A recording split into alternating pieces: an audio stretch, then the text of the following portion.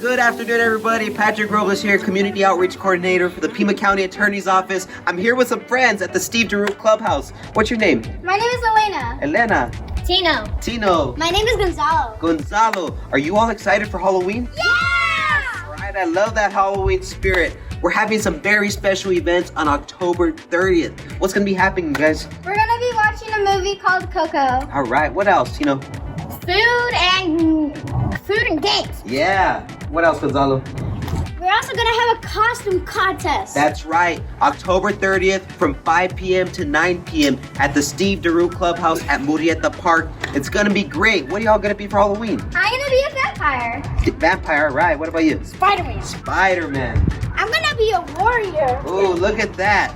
Fun and games for the whole familia here at the Steve Daru Clubhouse, 5 p.m. to 9 p.m. on October 30th. Y'all excited?